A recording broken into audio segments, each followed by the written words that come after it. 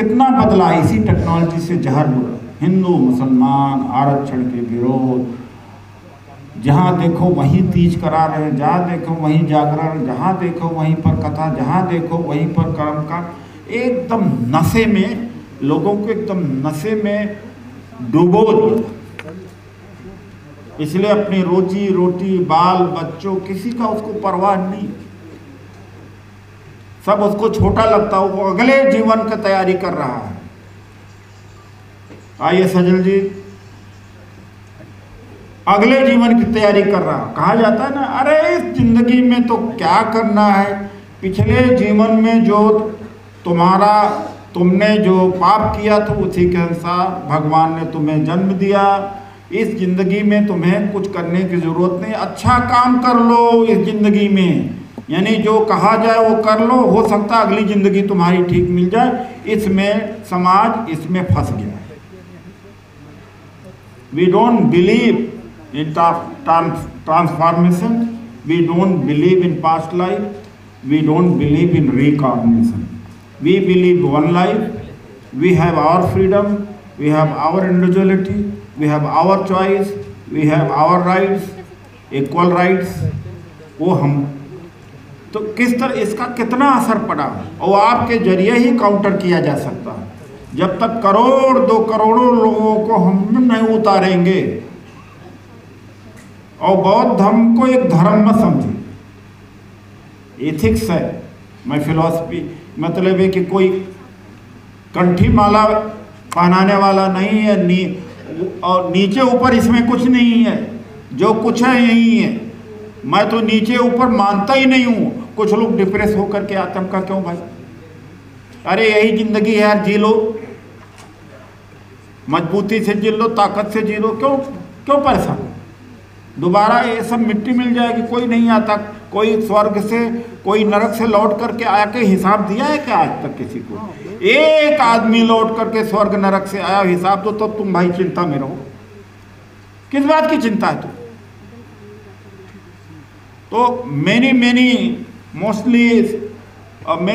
people they come and meet and they go after they said that positive vibe. तुम कहा भाई positive vibe कोई मैं बेचता हो जाता हूँ क्या पॉजिटिव वाइब? कहा नहीं, आपके से मिलने के बाद में हम सब लोगों का तमाम समस्याएं खत्म हो जाती हैं।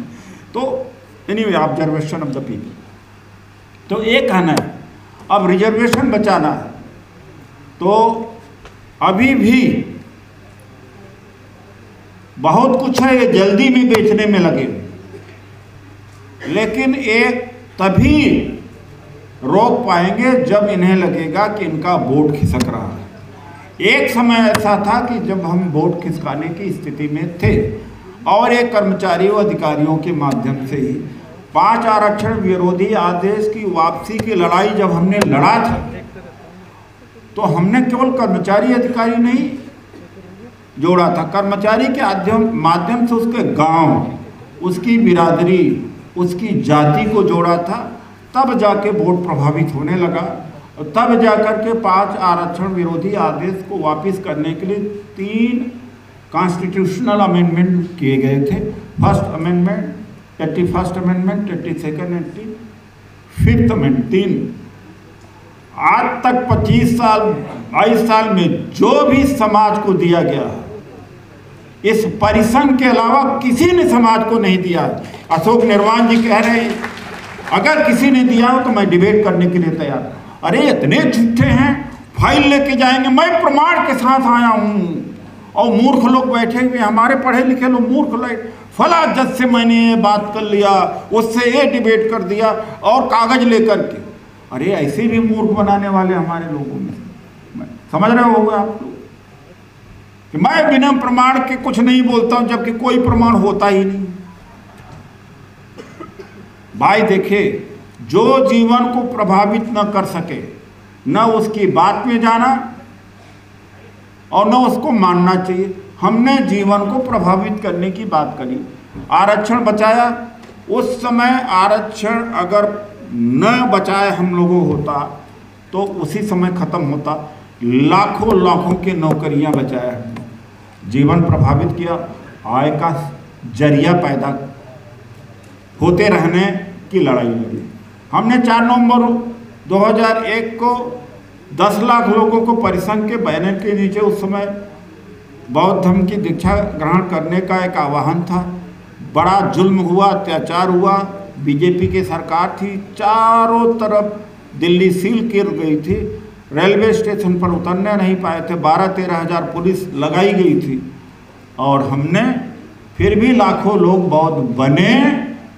और उस समय उत्पीड़न बहुत हुआ, हमारे नेता का ही हाथ था उत्पीड़न करने के लिए। वो इतिहास कभी लिखा जाएगा कि ये होने नहीं देना चाहिए। मैं रामराज था, रामराज से क्या हो गया, उदित राज हो गया। हमने कहा नाम भी इनको वापस कर देते हैं। बाबा साहब ने कहा था कि मैं हिंदू धर्म में, बाबा साहब ने कहा था कि हम हिंदू धर्म में पैदा नहीं हुए लेकिन मरेंगे नहीं। तो उन्होंने अंत में किया था, उन्होंने रिसर्च करके, रास्ता दिखा करके किया। तो हमारे जो नेता हैं एक कौन सा नया रिसर्च कर रहे हैं, मायावती जी क्यों नहीं बौद्ध धर्म ग्रहण करती है?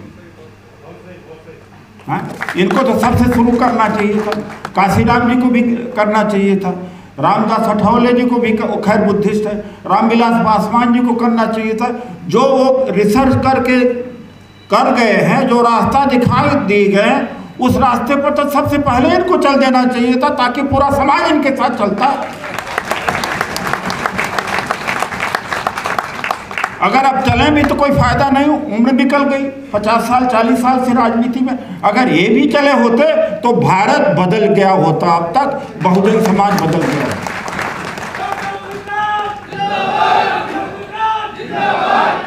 चूंकि व्यवहार में कोई चीज होनी चाहिए। हमने जहां तक आर्थिक सवाल था, शिक्षा का सवाल था, उसको व्यवहार में किया। धर्म की बात है, व्यवहार में किया, भाषणबाजी नहीं।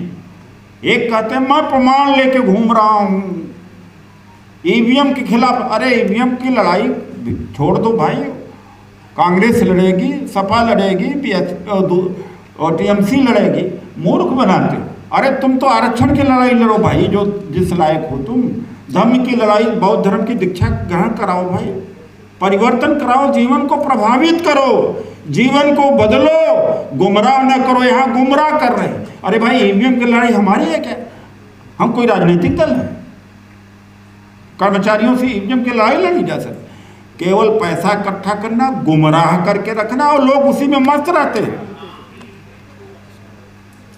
कभी किसी जज के बारे में, कभी कह देना देखो भागवत तो डर गया हमसे। अरे भागवत चाहे नाम भी न जानता हो। ऐसे लोग आज भी गुमराह कर लेते हैं। हमने 1% कहीं भी गुमराह करने की बात नहीं किया। और ताजुब की बात हो सकती है लोगों के लिए, मैं कभी झूठ नहीं बोला। इसमें पुराने साथी 97 से लेकर मुझे बता दें कि एक बार कहीं मैंने झूठ बोला होगा। जो बोलना है बोलते और जो कहते हैं करते। और मैं हमेशा के लोगों को लीडर बनाने की कोशिश किया, भक्त बनाने की कोशिश कभी नहीं किया कि भक्त बनाए। पाँव अगर किसी ने मेरा छूने की कोशिश किया 1-2 बार तो मैंने पीट भी दिया कि भाई तुम खड़े हो, तुम मजबूत होगे तो हम भी मजबूत होंगे। और दूसरी बात है,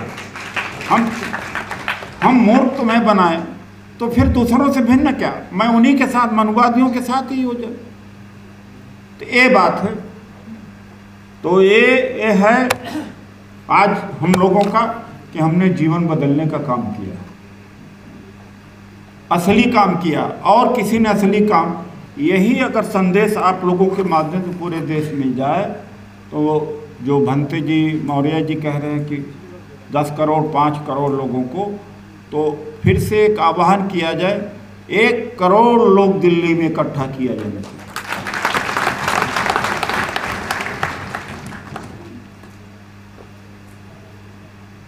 और तभी जाकर के हमें लड़ाई लड़ पाएंगे।